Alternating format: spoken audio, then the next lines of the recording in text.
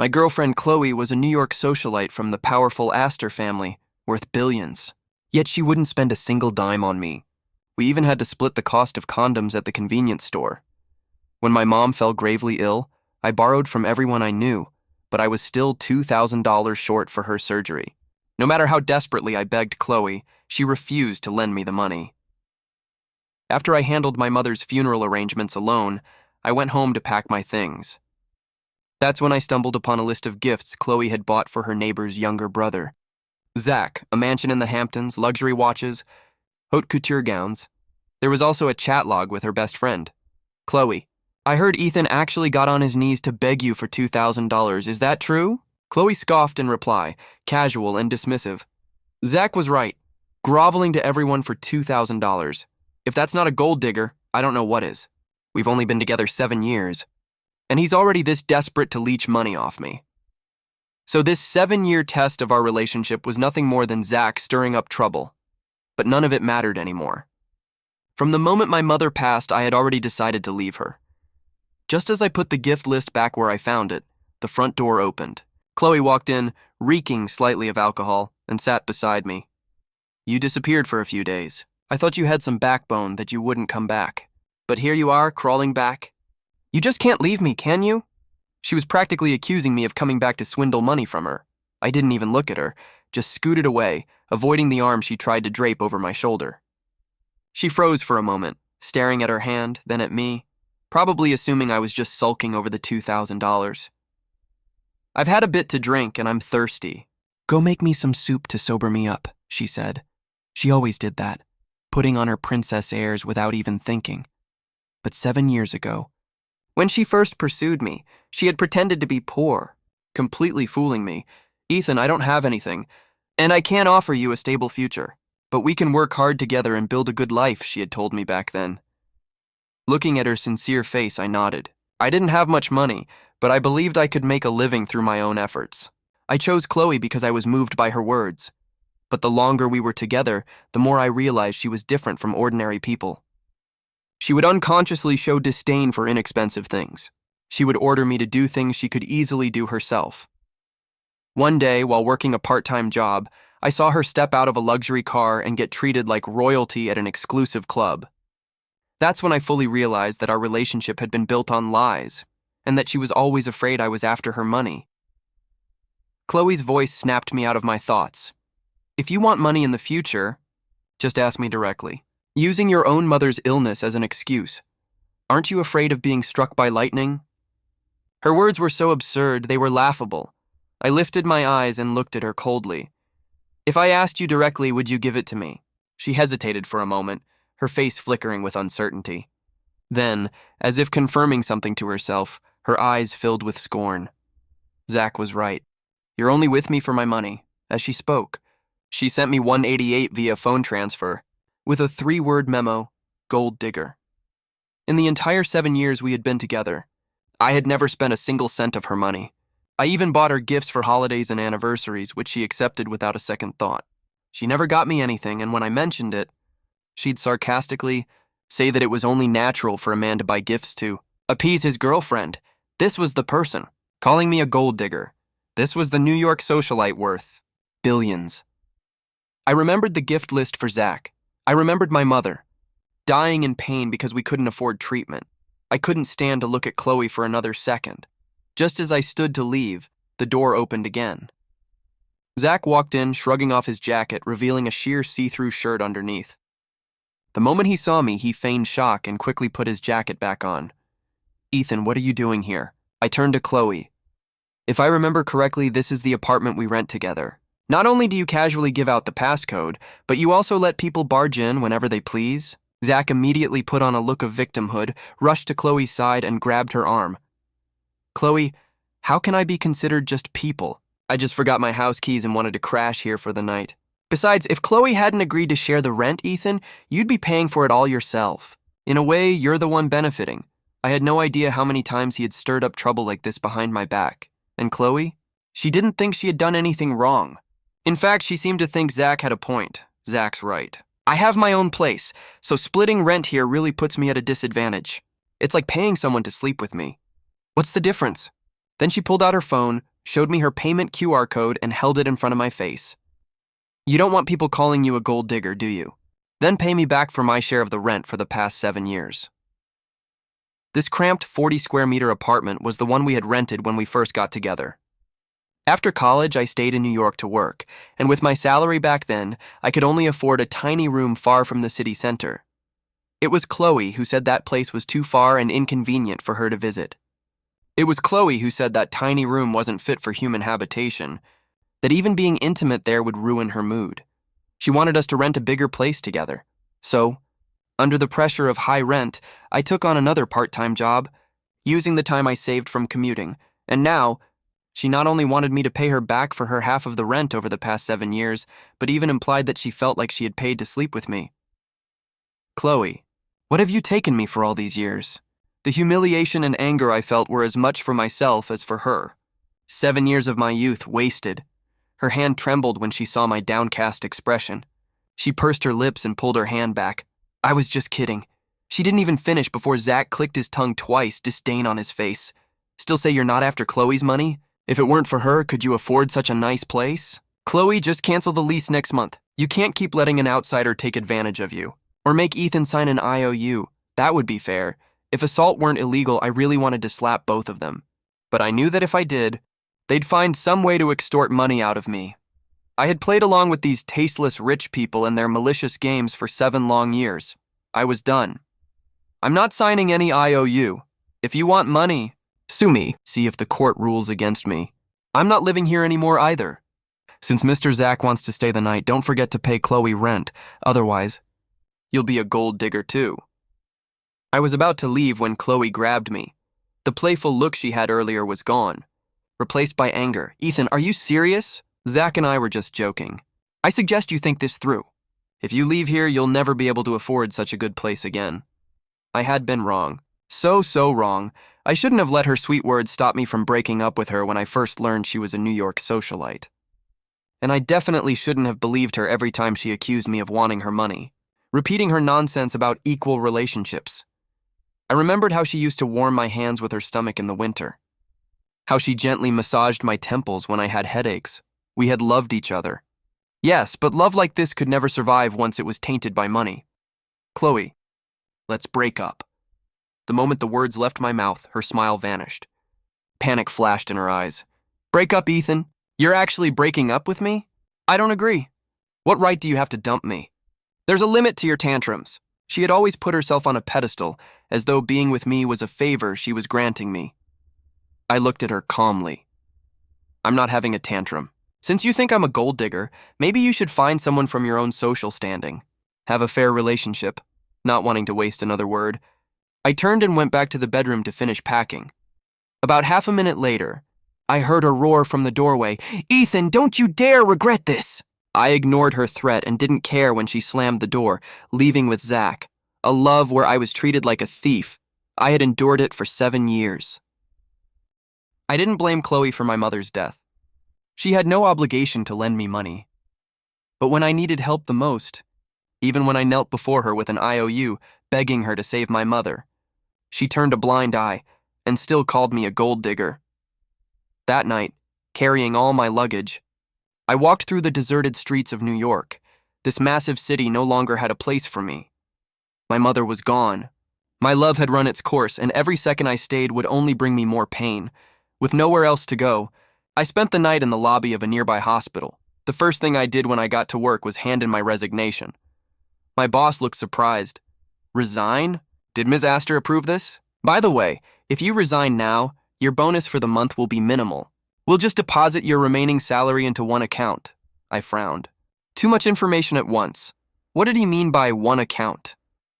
Since when did I even have a bonus? And why was he mentioning Ms. Aster? Seeing my confusion, my boss looked puzzled too. Aren't you and Ms. Aster dating? Ms. Aster specifically instructed finance to split your salary. Your base pay went to you, but your bonuses and raises were deposited into another account. She said you were saving money. I never expected someone with a girlfriend like Ms. Aster to be so frugal. Rare thing these days. So, for all these years, I had only been receiving my starting salary. My repeated requests for a raise, denied not because I didn't work hard enough, but because Chloe had diverted the extra pay to another account.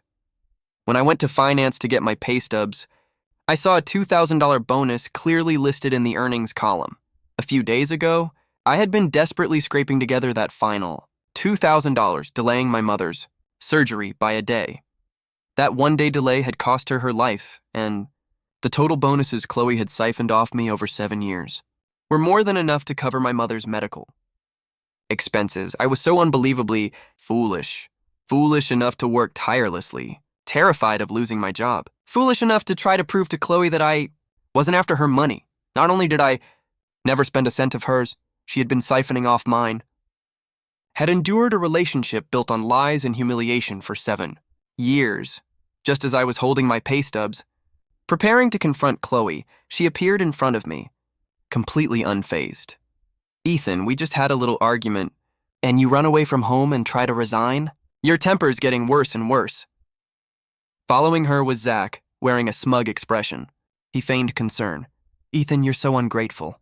You're living off Chloe's money in the apartment she rents for you. Without her, could you even survive in New York? Shameless people really could lie without blinking."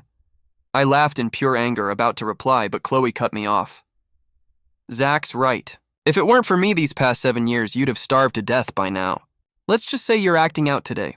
I'll even give you a day off. Come home with me. I won't deduct it from your salary." The more I saw her true colors, the more I realized these 7 years just how blind had I been. People around us started whispering and pointing at me. When they saw that Chloe didn't stop them, their voices grew louder.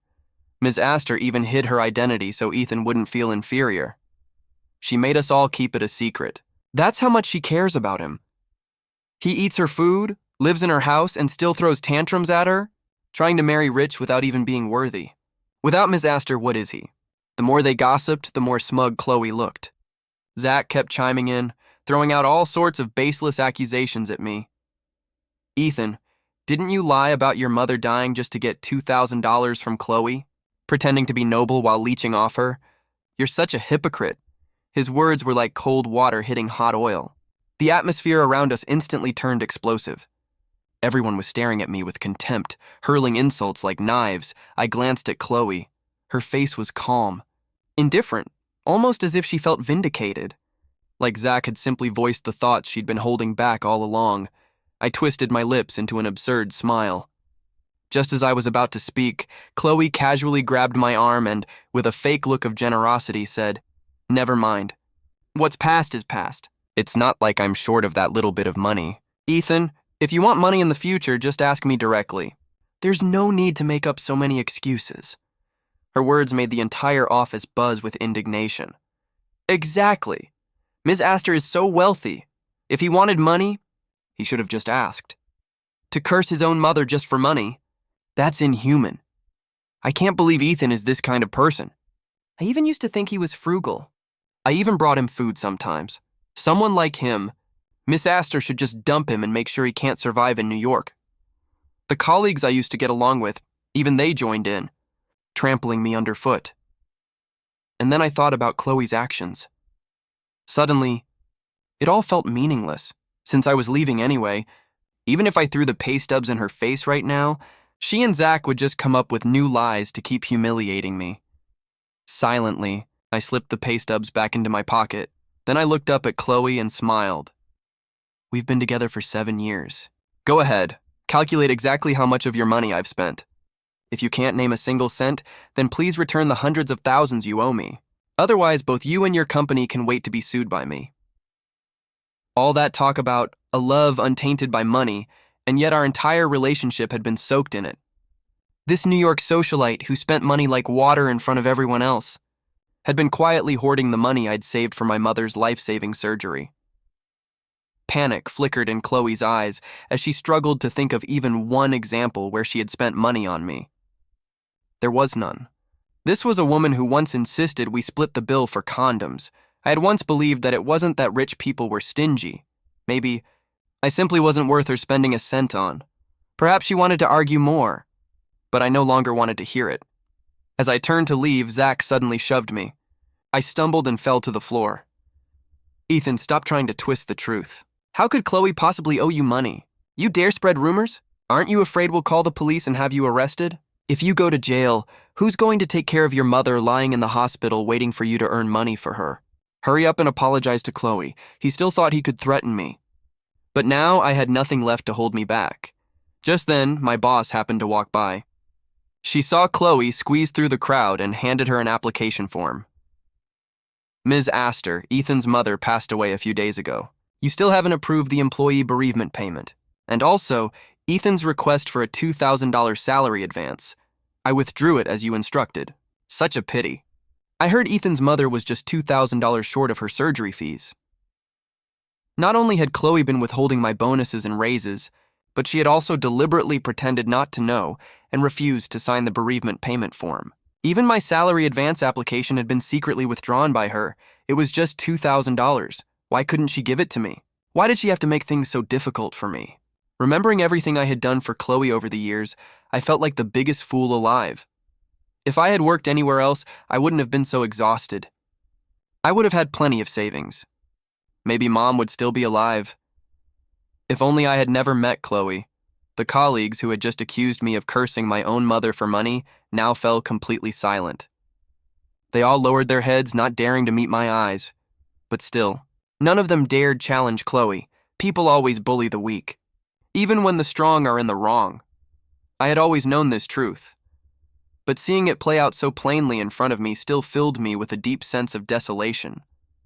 The colleagues I had helped with projects, the friends whose kids I had babysat, all those people I had once supported, none of them dared speak up for me. It was laughable and pathetic. After composing myself, I spoke calmly. Ms. Aster, have you figured it out yet? Exactly how much money have I leached off you? My calmness made Chloe visibly flustered. She couldn't think of a single cent she had ever spent on me. Not a drop of water. Not a grain of salt. Suddenly, Chloe gripped her supervisor's hand, her voice trembling. Ethan's mother. She really passed away? The supervisor nodded, confused.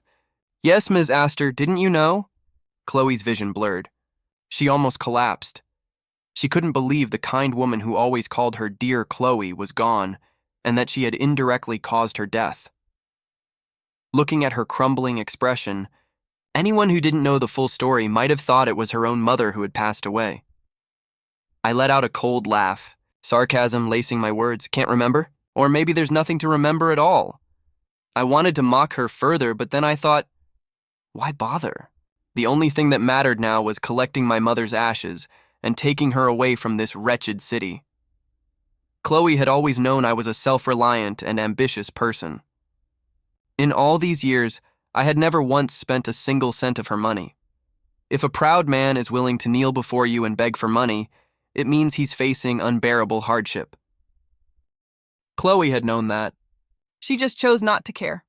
Every time she wavered, Zach would whisper poison into her ear, pulling her back. Now, Chloe's unfocused eyes suddenly cleared. She frantically searched the room until she spotted me at the elevator. Ethan, she shouted, but the elevator doors slid shut.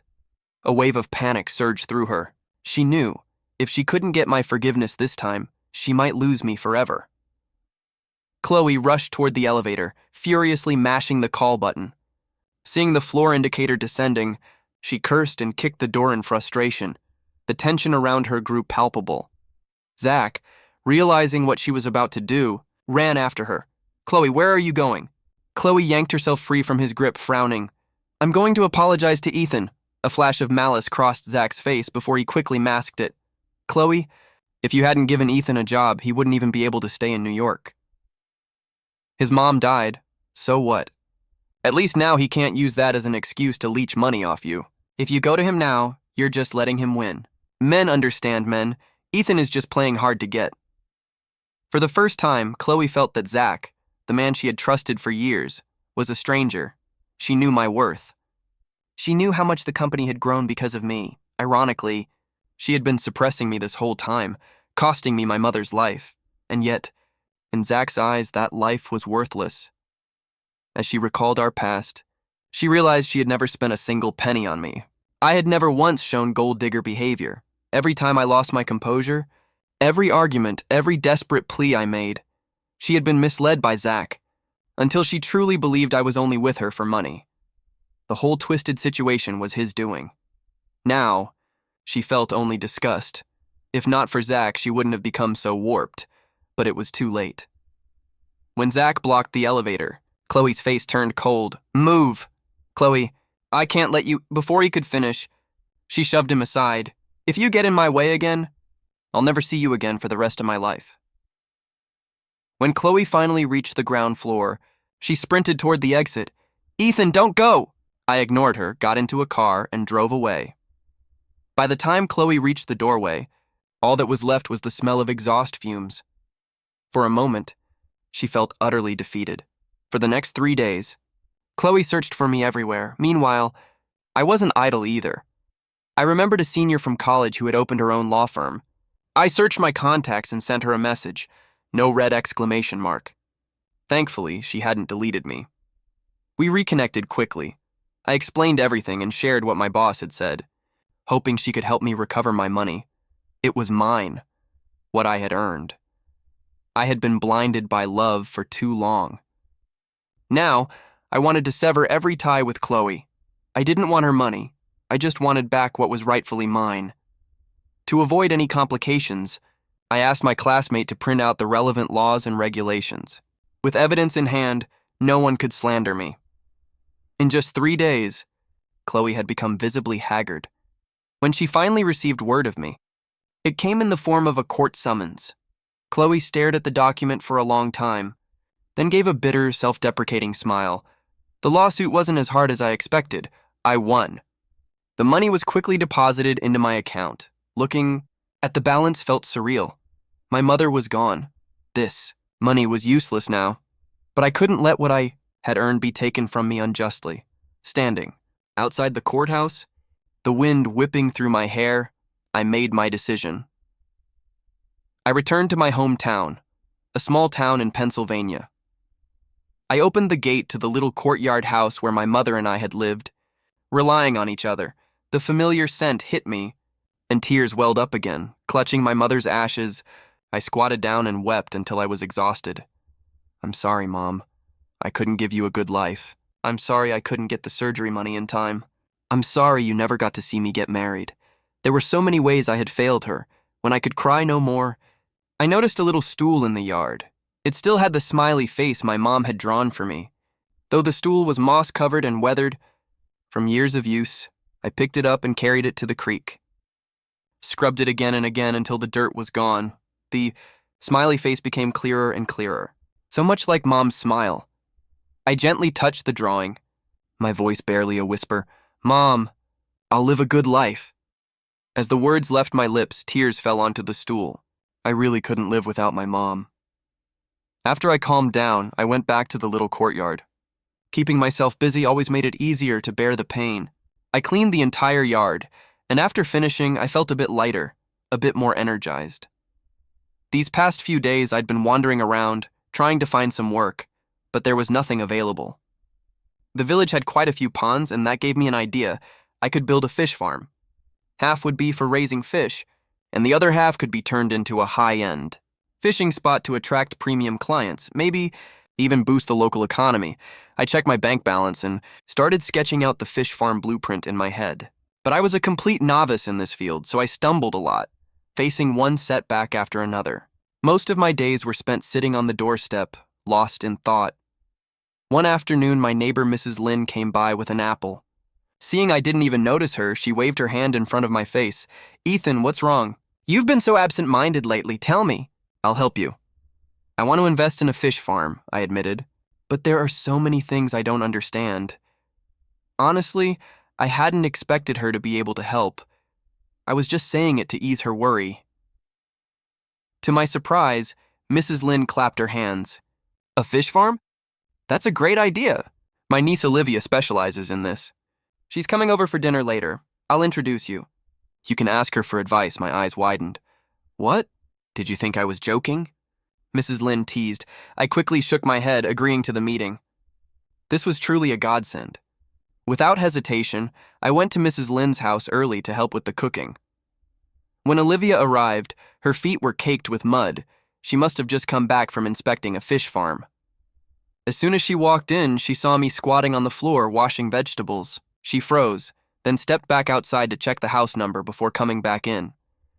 The awkward atmosphere broke when Mrs. Lin entered. "Olivia, you're here. This is Ethan. He's thinking about investing in a fish farm. You're an expert, right? I asked him to come consult you."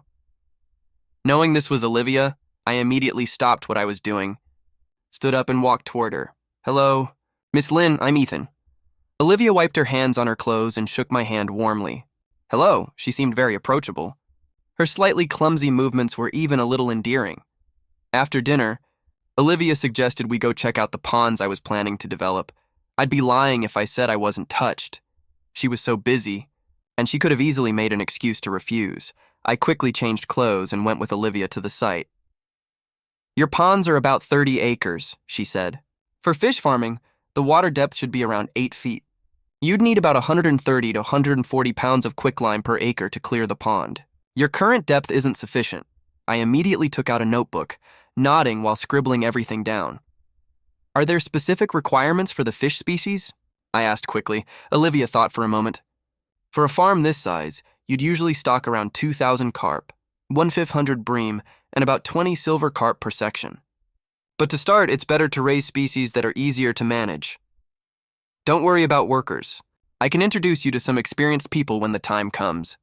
And about the high-end fishing spot you want, you'll need to divide the ponds into different zones. Beginners and pros can't fish in the same area. Beginners get frustrated if they don't catch anything while watching others succeed. There's also a social-style pond where fishing isn't the main focus. The atmosphere is.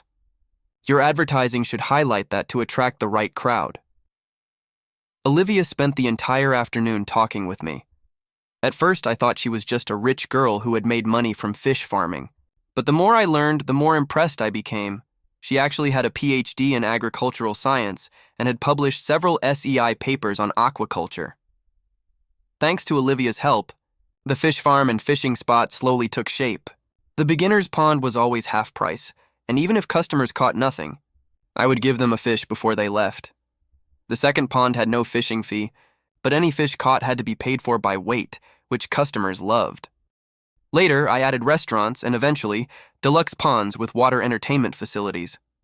Funds were tight at first, but with Olivia's support, I managed to keep the project afloat. The farm soon became profitable, and my net worth started climbing. Over those months, Olivia and I grew close. I stopped calling her Miss Lin, and she started calling me Ethan. One day, I was in the yard working on financial reports when I heard Olivia's voice in the distance. Soon, she appeared in front of me. "Doing reports?" she asked. "Yeah, almost done." "Wait a bit." "Okay." But Olivia didn't just wait idly. She cleaned the yard and even washed my dirty dishes. At first, I felt embarrassed and told her not to, but she wouldn't listen, so I let her. "Your bowl looks just like yesterday's. Did you skip breakfast?" she asked. My typing hands froze. I felt guilty. "Don't even think about making excuses, Ethan." I smiled helplessly and admitted it. Because of the fish farm, I often got too busy and forgot to eat. Olivia sighed, clearly annoyed. "Health is wealth, you know." The usual?" I asked. The usual meant Olivia's signature tomato soup and grilled cheese sandwich. She always made it so well. Both she and Chloe were bosses, but Chloe had always been high and mighty. "Forget cooking for me." After Zach showed up, even if I was sick and just asked her for a cup of hot water, she'd twisted into me being a gold digger. Maybe Olivia wasn't as rich as Chloe, but first-generation entrepreneurs are always tougher and smarter than the ones born into wealth. When I finished the reports, Olivia brought the meal over. Halfway through eating, she smiled. "Full." I usually slowed down when I was full, but I always tried to finish what others made for me with care. "If you're full, don't eat more," she said. "You'll just feel uncomfortable." I paused, then chuckled. "Olivia, are you a mind reader?" "You know me so well," she laughed. "I can't help it." "Your thoughts are written all over your face." Simple thoughts. It was the first time anyone had described me that way. Chloe had always thought I was a calculating gold digger. If I was really as simple as Olivia said, why had Chloe never once considered my feelings in all those years? Seeing my expression change, Olivia asked quickly, "What's wrong? Did I say something wrong?" I smiled, shook my head, and forced my expression back to normal. Then she pulled out a small gift box. "See if you like it." I didn't hesitate. I opened it. It was a watch. "Last month, I was invited to a jewelry show," Olivia explained. "The organizers gave it to me as a gift, and I thought it would suit you." "If you don't like it, just put it somewhere." "I like it," I said. "What?" Olivia blinked, stunned. She had given me gifts before, but I had always just politely accepted them. This was the first time I openly told her I liked something, and I truly meant it. Her surprised expression reminded me of the first time we met. "I really like your gift," I repeated. Her nervousness and attempt to downplay the gesture were so endearing, Olivia might have thought I didn't understand, but anyone could see this wasn't just a casual present. Such an expensive watch couldn't possibly be a random giveaway. Had Chloe ever given me anything like this? No, not that I could recall. At best, we split the cost of a birthday cake each year, but she always ate most of it. To suit her taste, I always bought mango cake. Thinking back, I realized how foolish I had been. I thought that kind of woman truly loved me. Those little things she did to move me had all been low-effort gestures, things anyone could do. Yet I had been touched to the point of believing I couldn't live without her. Olivia looked at me tenderly, and I felt a bit shy under her gaze. "Why are you staring at me?" I asked. She snapped back to reality, quickly looking away. Sorry, Ethan. I was thinking of taking you to see the new fish farm tomorrow. Want to go?" I grinned. "An invitation from the great President Lin? Of course I'll go." "Okay," she smiled. "Dress up a bit tomorrow. There's a banquet at the new farm in the evening. The scenery was beautiful." "I'll take pictures for you then," Olivia said. Perhaps worried I might misunderstand, she quickly clarified, "I'm not saying your usual clothes aren't good looking. You always look great. I just saw on your social media that you like taking photos, so I thought I'd help." "Wear whatever you like, Olivia." "Really?" she asked, stuttering a little. She always does when she's nervous. "Got it. I'll wear my favorite clothes tomorrow." "Don't overthink it," I said. "I'm not overthinking it either," she replied softly. The next morning, I stood in front of a closet full of clothes Olivia had given me. I rested my head in my hand and smiled to myself. Riley, which one was her favorite for me? I thought back to her expression each time she'd given me a gift, but I still couldn't pick one.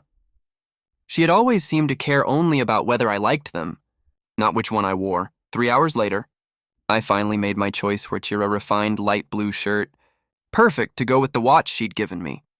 Olivia had planned to pick me up, but I declined. I wanted to go alone and give her a quiet surprise, to show her through my actions that I truly loved all of her gifts. But unexpectedly, just as I was about to enter the venue, I saw Chloe. I wanted to leave quickly, but she grabbed my wrist. I instinctively pulled away, staring at her wearily. "What are you doing here?" Chloe looked stung by my reaction. "Ethan, I've been looking for you for so long. I finally found out where you are." Can you forgive me? "Give me another chance. It was all my fault before, listening to Zach sow discord between us. Stop. That's enough. I don't want to hear your explanations. I don't want to see you again. As for the past, it's over. Don't bother me anymore." But Chloe, unwilling to give up, pulled out a gift box from behind her. It was a high-end luxury item, the kind of thing elite men usually favor. When I was younger, I used to dream of working hard so that one day I could afford such luxuries myself. And now, in such a short time, another woman was offering me that very dream. Chloe held the gift box with both hands and said solemnly, "Ethan, let's get married. I'll spend my life making it up to you. Give me one more chance." Before I could refuse, Olivia rushed over and stood in front of me, staking her claim. "Ms. Aster, trying to steal my man on my turf isn't very appropriate, is it?" Her words stunned me. Her man? Looking at Olivia's slightly angry face, a smile slowly spread across my lips. Chloe, faced with Olivia's presence, put the gift box down, glaring at her with hostility. Her voice was tight with anger when she spoke. "What do you mean, your man?" "Ethan is my boyfriend," Olivia declared confidently. I quickly gestured to Olivia and clarified, mainly for Chloe's benefit. No, she isn't my girlfriend. We broke up a long time ago." Hearing this, Olivia smiled faintly, then looked Chloe up and down, naturally noticing the gift box in her hand. "I remember that day at the auction, Ms. Aster," Olivia said casually. You were bidding on a watch. I thought, with your wealth, I wouldn't stand a chance. But you gave up when the bid reached 2 million. Did you decide you preferred this less expensive one for Ethan instead? Her words shocked me. 2 million? Had she really spent 2 million on this watch for me? I immediately wanted to take it off. Are you crazy? Buying something so expensive for me? Olivia gently patted my hand. Because you're worth it. At that moment, Chloe also noticed the watch on my wrist. She had originally planned to buy that very same watch for me at the auction, but when the price had hit 2 million, she didn't think I was worth it. Seeing it on my wrist now made her falter completely. What she hadn't been willing to buy for me, someone else had bought without hesitation. She had truly lost, completely. People always fantasize about what they can't have. Chloe's voice trembled with tears. Ethan, that money of yours, I didn't intentionally withhold it. It's just that a long time ago you said you wanted to marry me and save up for our wedding yourself. I was afraid you wouldn't be able to save enough, so I wanted to help you. I never intended to take your money for myself. I truly love you. I can give you anything you want. Olivia was still standing firmly in front of me, her face full of disdain. Ms. Aster, I know a bit about what happened between you two. I didn't mention it because I was afraid of hurting Ethan. But if you truly loved him, you wouldn't have constantly wondered if he was a gold digger. Even if someone was sowing discord, the auction also proved you don't love him. When I give him gifts, I never ask for anything in return. As long as he's happy, I'm willing to spend any amount. I only want to see his joy the moment he receives a gift. You can't do that. You value money too much. If you love someone, you give them the best. You didn't. Olivia's words struck Chloe's heart one by one. Seeing me tightly holding Olivia's hand, Chloe finally understood. I would never return to her, and I would never forgive her. Chloe, I don't love you anymore. Because of you, I lost so much. My mother, my friends, my career. I've done enough. If you feel any guilt, don't come looking for me again. If your shadow is in my life, I find it quite disgusting. After saying that, I pulled Olivia away without looking back. Chloe watched my departing figure, tears streaming uncontrollably down her face. She reached out as if to grab me, but I was already walking farther and farther away. Heartache and suffocation overwhelmed her. Ethan, I'm sorry, she sobbed. Olivia turned back and saw Chloe completely break down, feeling a complicated mix of emotions. After walking hand in hand with Olivia for a while, she suddenly took my hand in hers, this time leading the way. Didn't we say I'd take pictures for you? She reminded me with a small smile. I followed her, puzzled. When she finally stopped, I leaned forward to look. It was a whole field of camellias. How did you know I like... Ethan, will you be my boyfriend? Olivia asked suddenly. We both spoke at the same time, but her voice overpowered mine. Who confesses like that? It made me blush. I really like you, Ethan. Can you give me a chance? How did you know I like chamellas? I never told you, I asked, still a bit stunned. You always use laundry detergent with that scent, and there are a few planted in your yard. But I have other flowers in my yard too, I pressed. But whatever you do, you tend to face the camellias, she replied softly. You take the best care of them. And when you're in a bad mood, you like to tend to them. She's usually so cool and aloof with others, but she's always smiling with me. She's really wonderful, so sincere and passionate. If I had met her earlier, I would never have wasted 7 years.